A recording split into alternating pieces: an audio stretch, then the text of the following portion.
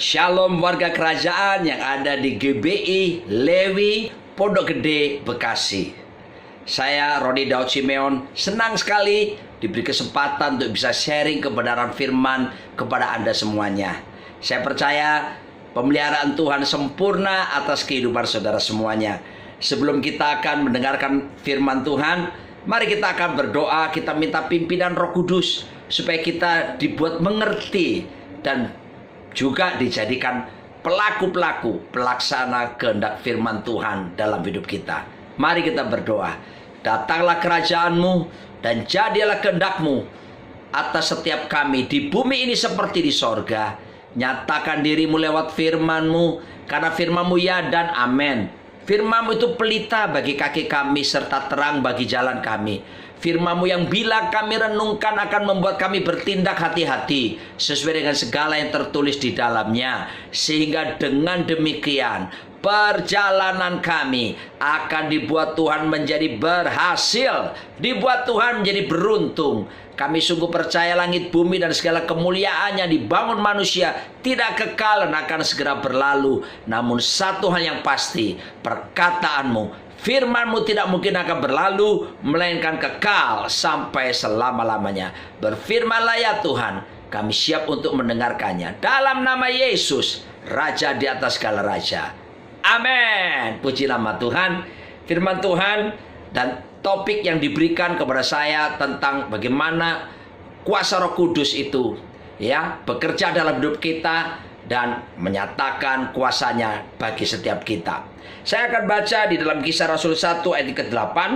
Demikian firman Tuhan. Tetapi kamu akan menerima kuasa kalau Roh Kudus turun ke atas kamu, dan kamu akan menjadi saksiku di Yerusalem dan di seluruh Yudea dan Samaria dan sampai ke ujung bumi. Alkitab jelas mengatakan kalau Roh Kudus turun ke atas setiap kita, kita ini menerima kuasa. Kata kuasa di situ digunakan dalam bahasa Yunaninya adalah dunamos, di mana kuasa yang juga mengandung pengertian bisa kuasa untuk melakukan mujizat-mujizat, melakukan perkara-perkara luar biasa, tapi juga kuasa yang mendatangkan energi, membuat kita terus biarlah rohmu menyala-nyala dan layanilah Tuhan. Kita bisa menyala-nyala. Ya, kita lihat dari kata dunamos diturunkan menjadi kata dinamit. Benda kecil tapi mampu meluluhlantakkan bangunan yang besar. Kalau orang penuh dengan kuasa Roh Kudus, maka dipakai Tuhan untuk bisa meluluhlantakkan segala pengaruh kuasa-kuasa si jahat. Tapi juga diturunkan menjadi kata dinamit. Selain dinamit apa? Dinamo. Suatu kumparan yang menghasilkan energi, menghasilkan panas. Kalau orang penuh dengan Roh Kudus, wow, ada energi yang bekerja, rohnya menyala-nyala. Mari saya beritahu, pasti menular kepada orang di sekitarnya. Setrika dingin tidak ada gunanya, setrika panas pasti berguna, bukan? Oleh sebab itu orang yang rohnya menyala-nyala karena dipenuhi Roh Kudus akan berguna bagi kepentingan kerajaan Allah tentunya. Nah, di sana dijelaskan kamu akan menerima kuasa kalau Roh Kudus turun ke atas kamu. Jadi hal pertama, Roh Kudus memberi kuasa kepada kita, bukan kuasa biasa, tapi kuasa yang legal power. Kuasa yang legal, resmi, sah. Berarti kalau ada disebut legal power, ada juga illegal power, ada kuasa yang tidak sah. Apakah ada? Ada.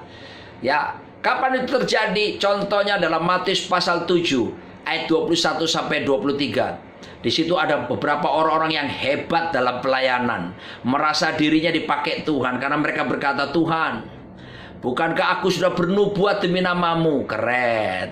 Bukankah aku mengusir setan demi nama-Mu? Wow. Bukankah aku telah melakukan banyak mujizat demi nama-Mu? Waduh, itu pelayanan-pelayanan keren kan? Melakukan bernubuat, itu prophetic ministry, pelayanan kenabian. Mengusir setan, pelayanan penginjilan.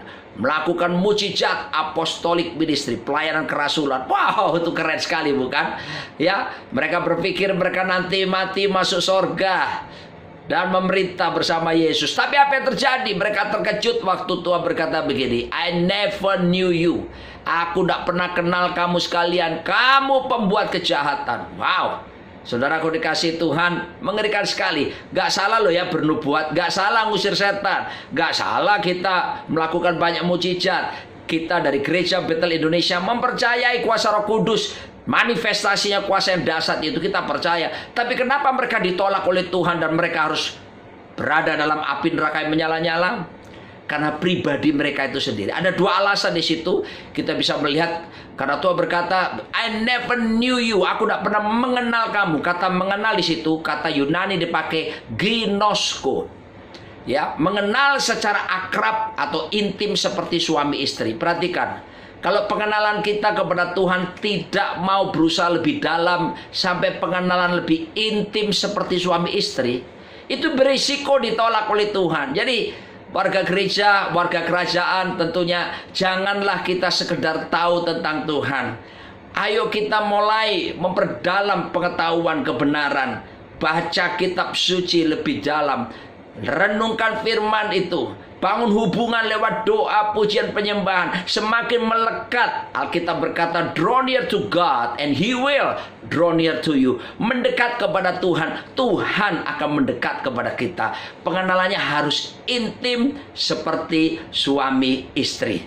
Lalu kemudian saudaraku, alasannya kedua. Kalau pertama tadi mereka ditolak oleh Tuhan walaupun hidupnya penuh kuasa, berkarisma luar biasa, karena mereka tidak ada hubungan intim dengan Tuhan.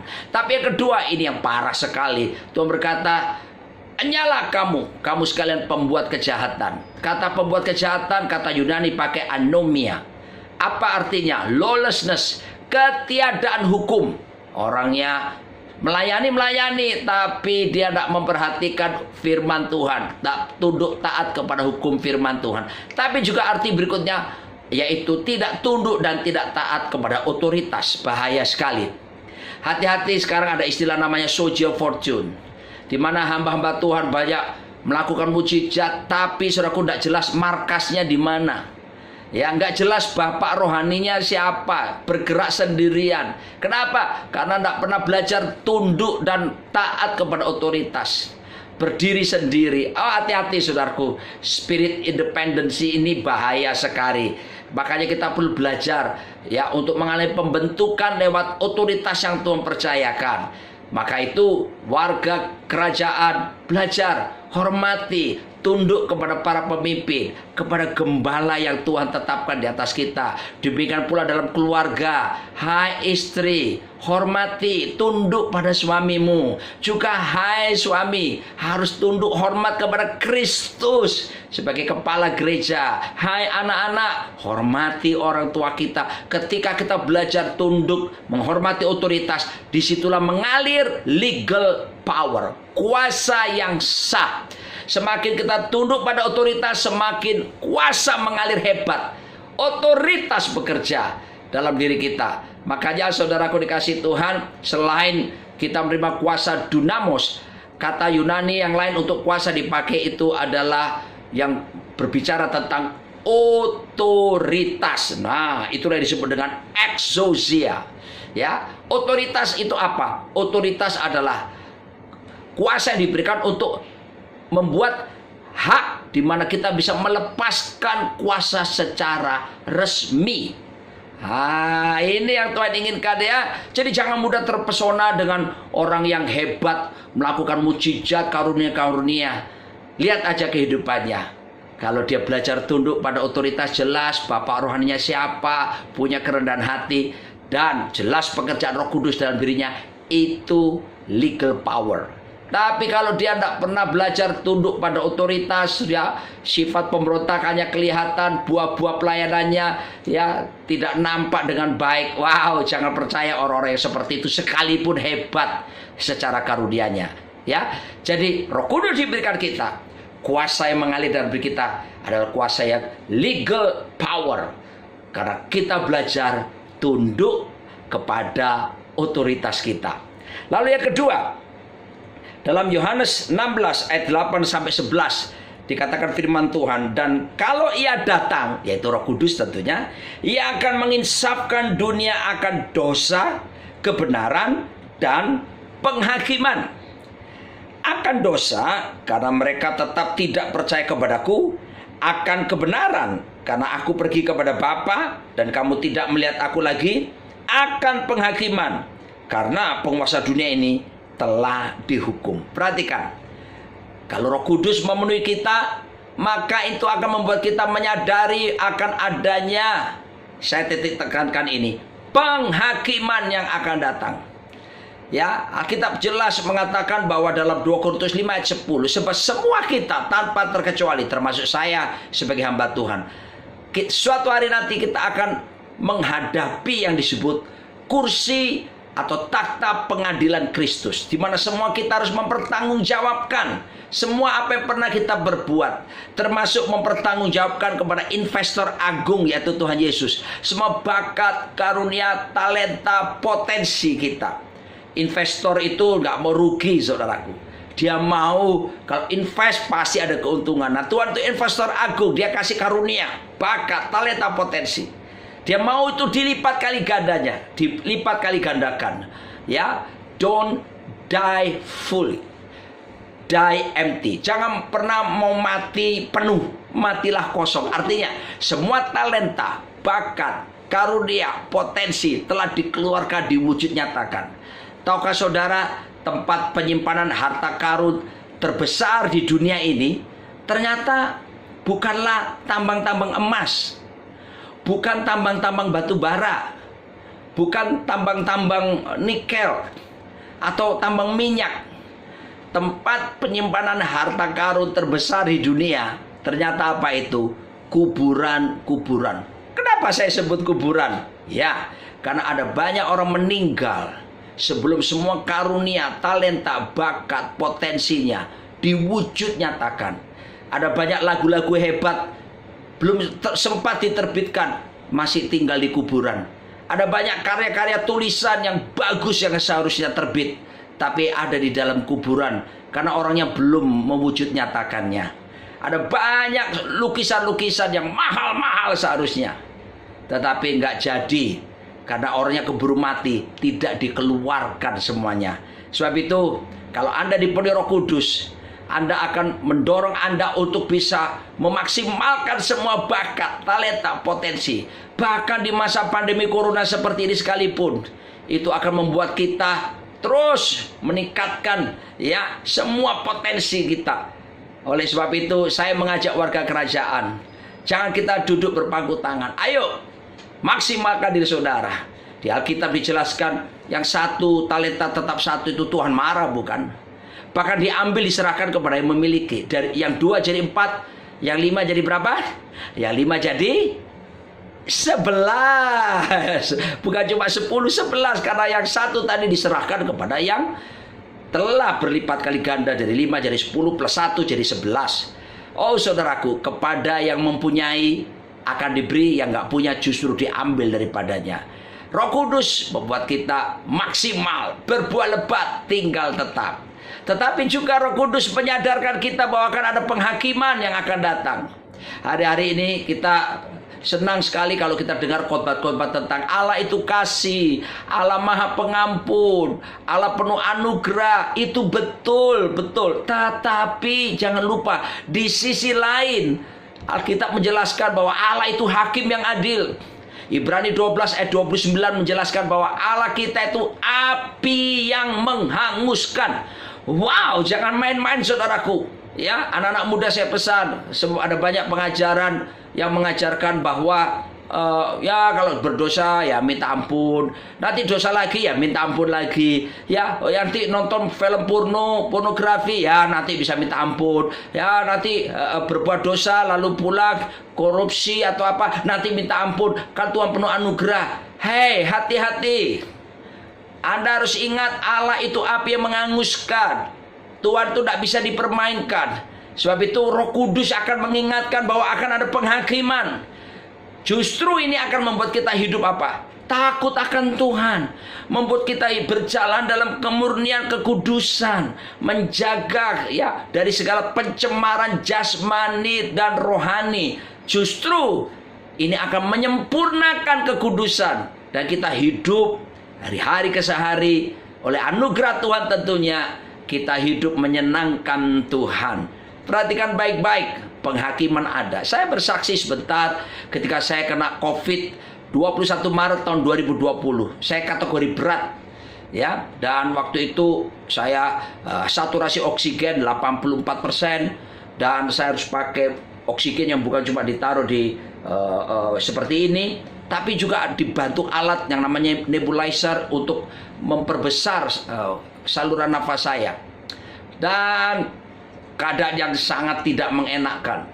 Di masa-masa seperti itu, saya berkata seperti lagu ini, ujilah aku Tuhan, cobalah aku Tuhan, selidiki batinku dan hatiku, mataku tertuju padamu. Saya buka hati, saya mengkoreksi diri. Kalau ada hal yang salah, saya akui, dan saya memberi diri untuk bertobat dalam keadaan seperti itu. Saya menerima itu sebagai pembentukan diri saya untuk saya semakin disucikan, dikuduskan, dibenarkan. Lalu saya mendapatkan hikmat dari pengalaman di rumah sakit selama 16 hari itu. Salah satu yang saya terima adalah Tuhan mengingatkan saya tentang adanya penghakiman yang akan datang. Aduh, mengerikan sekali saudaraku, kalau kita tidak hidup dalam takut Tuhan, meremehkan Tuhan, meremehkan karya salib, ya, hanya cuma berpikir, oh Tuhan penuh kasih, penuh anugerah, oh nggak apa-apa kok, nanti bisa minta ampun. Hati-hati, Tuhan kita nggak bisa dipermainkan, saudaraku. Dia api yang menghanguskan. Bersyukur Roh Kudus di dalam diri kita, Dia ingatkan kita supaya kita cepat bertobat, meninggalkan dosa-dosa, dan tidak tinggal di dalamnya, melainkan kita hidup benar, takut Tuhan setiap hari, saudaraku. Oh, firman Tuhan berkata, kejarlah kekudusan. Tanpa kekudusan tidak ada satu orang pun yang bisa melihat Tuhan. Oh, saudaraku dikasih Tuhan, apa gunanya kita memiliki harta seluruh dunia, tapi kita kehilangan nyawa kalau kita nggak hidup benar dan takut akan Tuhan. Dan hidup benar tentu karena karya yang luar biasa dari Kristus. Darahnya menyucikan, menguduskan. Roh Kudus akan memberi kita kemampuan untuk kita menyenangkanmu, senangkanmu. Hanya itu kerinduanku. Menyenangkan Tuhan menjadi kerinduan setiap kita. Amin, saudaraku. Ingat ya, Tuhan memang penuh kasih, penuh anugerah, tapi di sisi lain Dia adalah hakim yang adil, api yang menghanguskan, yang tidak pernah bisa dipermainkan. Oleh sebab itu, mari ketika Roh Kudus memenuhi diri kita, ingat bahwa akan ada penghakiman yang akan datang. Kita harus memaksimalkan semua bakat, karunia, talenta, potensi. Jangan jadi orang Kristen yang malas. Ayo, bangun semuanya. Dan di masa pandemi seperti ini pun, ayo tetap bersaksi lewat sosial media. Tetap berbuat baik, tolong orang yang susah, ya, dan hasilkan buah. Apa itu saja? Buah karya yang terbaik. Buah apa saja? Buah karakter, kasih, sukacita, damai sejahtera, kesabaran, kemurahan, kebaikan, kesetiaan, kelemah lembutan, penguasaan diri. Buah apa lagi? Buah jiwa-jiwa. Ayo menangkan jiwa-jiwa, bersaksi, ada Roh Kudus. Dan Tuhan berkata kalau orang bersaksi, ya, memberitakan Injil kerajaan, bukan Injil sosial atau Injil kemakmuran, ya, Injil kerajaan Allah. Akibatnya apa, saudaraku? Tuhan berkata tanda-tanda ini akan menyertai orang percaya. Mereka akan mengusir setan-setan demi namaku. Mereka akan menumpangkan tangan atas orang sakit sembuh. Dan mereka akan berbicara dalam bahasa-bahasa yang baru bagi mereka. Wow, saudaraku, artinya apa?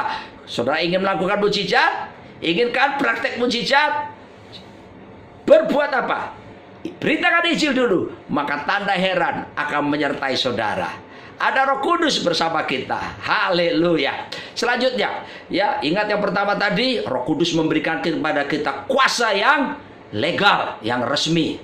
Karena ada kuasa yang lain yang tidak resmi, sekalipun kita hebat di dalam pelayanan.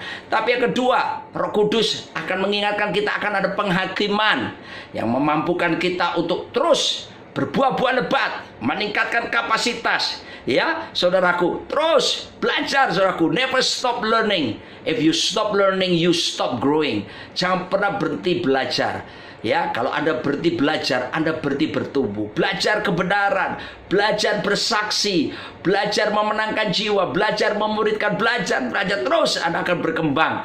Ada Roh Kudus, sebab kita tahu pada waktu penghakimannya akan datang, kita tentu tidak akan merasa malu menghadapinya karena kita sudah melakukan bagian kita secara maksimal. Yang ketiga, wow, saudara dikasih Tuhan, mari dikatakan firman Tuhan dalam Yohanes pasal yang ke-14, ya, ayat yang ke-26, di sana dikatakan, tetapi penghibur, yaitu Roh Kudus, yang akan diutus oleh Bapa di dalam namaku, dialah yang akan mengajarkan segala sesuatu kepadamu, dan akan, perhatikan, bukan cuma mengajarkan, tapi mengingatkan kamu akan semua yang telah kukatakan kepadamu. Wow, ini menarik sekali. Roh Kudus mengajarkan segala sesuatu yang telah Tuhan ajarkan, tapi Dia juga mengingatkan semua perkataan, yaitu firman yang Yesus pernah ajarkan. Nah, mari kita teliti baik-baik. Kira-kira pengajaran apa ya? Perkataan apa yang sering diulang-ulang oleh Tuhan Yesus dalam keempat Injil? Beberapa orang berkata, gereja. Oh tidak, gereja cuma disebutkan 2 kali oleh Tuhan Yesus. Apalagi ya? Oh, masalah berkat. Oh enggak. Yang terbanyak yang diajarkan oleh Tuhan Yesus Kristus justru topik tentang apa? Kerajaan Allah atau kerajaan sorga. Berkali-kali Yesus ngomong tentang the kingdom of God, kerajaan Allah, kerajaan sorga, kerajaan Allah. Lebih dari 75 kali dia ucapkan itu. Kenapa? Karena memang itulah inti utama kenapa Yesus Kristus datang ke dalam dunia. Saya harus jelaskan kepada warga kerajaan GBI Lewi, Pondok Gede Bekasi. Yesus datang ke dalam dunia bukan untuk membuat agama baru. Yesus datang ke dalam dunia untuk menegakkan kerajaan Allah supaya nyata di muka bumi ini. Beda sekali antara agama dengan kerajaan. Saya tunjukkan 2 saja ya, sebetulnya banyak. Yang pertama, kalau agama, dan semua agama mengajarkan yang sama. Yang pertama, agama itu sebetulnya dalam bahasa aslinya itu religare, back to the bondage, kembali kepada ikatan yang lama, saudaraku ya. Apa bedanya agama dan kerajaan? Agama adalah usaha manusia untuk mencari Tuhan. Baik ya? Oh baik juga dong, tentu baik. Usaha manusia untuk mencari Tuhan, itu agama. Tapi kalau kerajaan Allah itu berbeda. Kerajaan berbicara, Tuhan datang untuk mencari manusia. Kalau agama, usaha manusia mencari Tuhan. Ya kalau ketemu. Kalau Tuhan bersembunyi gimana? Tapi kalau kerajaan berbeda, Tuhan yang datang mencari manusia. Yohanes 15 berkata, bukan kamu yang memilih aku, tapi aku Tuhan yang memilih kamu. Haleluya. Kita dipilih dari segala bangsa. Oh kita dipilih jadi umatnya. Tuhan yang datang pilih kita, bukan? Maka kita bersyukur. Itu beda yang pertama antara agama dengan kerajaan. Beda yang kedua, semua agama mengajarkan sama. Apa itu? Manusia dibekali, dipersiapkan supaya kalau mati nanti siap masuk surga katanya. Ada yang bilang bukan cuma surga, syurga. Wah, karena di sana disediakan bidadari katanya. Pertanyaannya, kalau yang mati yang perempuan apa? Dapat bidadara berarti di sana. Saudaraku, agama mengajarkan begitu, termasuk agama Kristen bukan? Mengajarkan bahwa kita dibekali, diperlengkapi selama masih hidup supaya apa? Nanti meninggal dunia siap mati masuk surga. Tapi kerajaan Allah berbeda. Kerajaan Allah mengajarkan begini. Kerajaan Allah mengajarkan manusia dibekali, ya, selama dia hidup manusia diperlengkapi supaya apa? Supaya menghadirkan atmosfer kerajaan sorga nyata di muka bumi ini. Itu bedanya. Haleluya. Bicara kerajaan sorga tidak mesti menunggu nanti waktu kita ketemu Tuhan. Yesus berkata, kalau kuasa kegelapan, iblis diusir di tengah-tengah kita, kerajaan Allah sudah ada di tengah-tengah kita. Kata kerajaan dalam bahasa Yunani Basileia, ya, berasal dari kata kingdom, king and domain. King raja, domain itu wilayah teritorialnya. Jadi sebetulnya apa sih kerajaan Allah? Sebetulnya secara definisi praktis ya, kerajaan Allah adalah pengaruh pemerintahan Kristus di dalam kita, di antara kita, dan bersama kita. Saya ulangi sekali lagi. Apa itu kerajaan Allah? Kerajaan Allah adalah pengaruh pemerintahan Kristus di dalam kita, di antara kita, dan bersama kita. Haleluya. There is no space for sin anymore. Tidak ada ruang buat dosa lagi. Ya, kalau Yesus memerintah jadi raja, maka pemerintahnya harus nyata dalam hidup kita, di dalam kita, di antara kita, bersama kita. Banyak orang kalau sekedar beragama, termasuk agama Kristen, dia kelihatan suci kalau ibadah, kalau ke gereja. Wah, ngomongnya jadi beda. Ngomong haleluya aja, haleluya. Ngomong syukur aja, syukur. Jadi dibuat-buat, saudaraku dikasih Tuhan. Ya, tapi di luar, saudaraku, di gereja haleluya, di luar, saudaraku, halelupa, bahkan halilintar, saudaraku. Hidupnya nggak sesuai. Aduh, berbuat dosa, kompromi dengan dosa.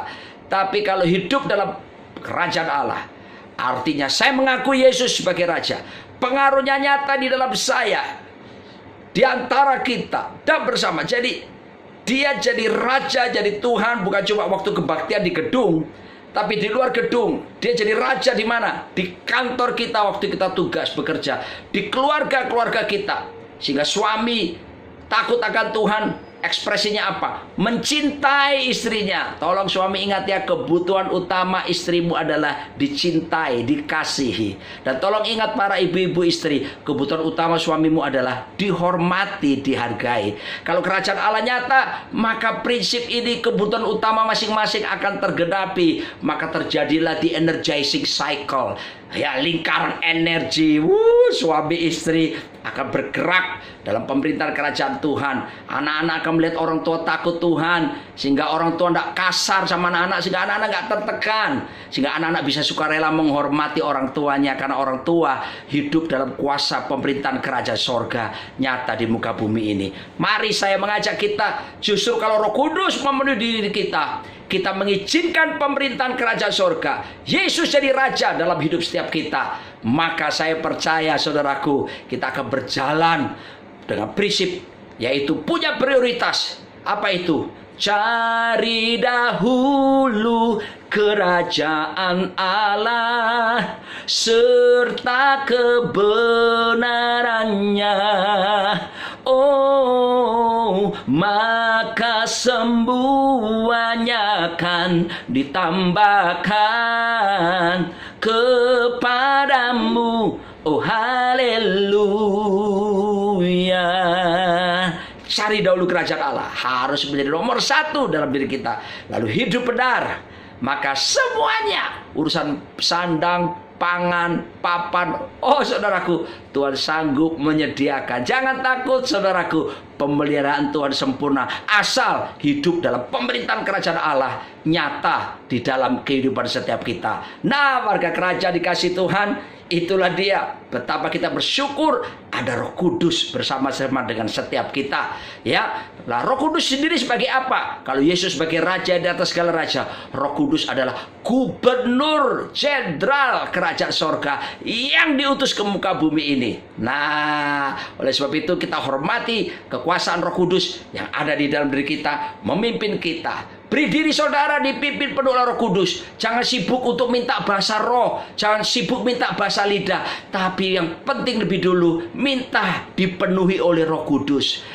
Minta supaya dipimpin hidup kita setiap hari, dipimpin oleh Roh Kudus. Dengan demikian, saudaraku, pertama, kita akan bergerak dengan kuasa yang legal, kuasa yang resmi, melakukan mujizat resmi, melakukan perkara ajaib resmi di mata Tuhan. Yang kedua, menyadari akan ada penghakiman sehingga kita hidup kudus, hidup benar, hidup suci, saudaraku, dan berbuah-buah lebat. Haleluya. Yang ketiga, kita terus mengingat pengajaran Kristus yang utama dan menghidupinya, yaitu apa? Hidup dalam kuasa kerajaan Allah. Yesus jadi raja di seluruh aspek hidup kita. Aspek jasmani, aspek jiwani, aspek rohani, apapun, dia tetap raja atas kehidupan setiap kita. Oh haleluya. Dengan demikian kita akan menjadi pelaksana kehendak Tuhan yang kuat, dan kita akan memanifestasikan kerajaan Allah di dalam diri kita. Kebenaran, damai sejahtera, dan sukacita oleh Roh Kudus kita alirkan kepada banyak orang di luar, sehingga orang lain bisa merasakan berkat kita hidup dalam pemerintahan kerajaan Allah. Amin. Mari kita berdoa bersama-sama. Tuhan, hamba selesai berbicara, tapi Roh Kudus yang di dalam setiap warga kerajaan ini boleh memampukan kami untuk menjadi pelaksana kehendak firman-Mu yang kuat di akhir zaman ini. Aku berdoa ya Tuhan, supaya pemulihan terjadi atas suami, istri, anak-anak, keluarga-keluarga, di pelayanan, di pekerjaan apapun. Tuhan berkati supaya semua jemaat-Mu Tuhan mengizinkan pemerintahan kerajaan Allah nyata dalam hidup mereka, dan mereka mengalami pergerakan kuasa Roh Kudus yang dahsyat di akhir zaman ini. Terima kasih, lindungi jemaat-Mu daripada yang jahat, dan biarlah mereka semua tetap teguh di dalam kebenaran firman-Mu dan menang terhadap setiap pencobaan yang terjadi dalam hidup setiap mereka. Aku lepaskan berkat yang terbaik yang datang dari sorga dalam nama Bapa, Putra, dan Roh Kudus. Amin.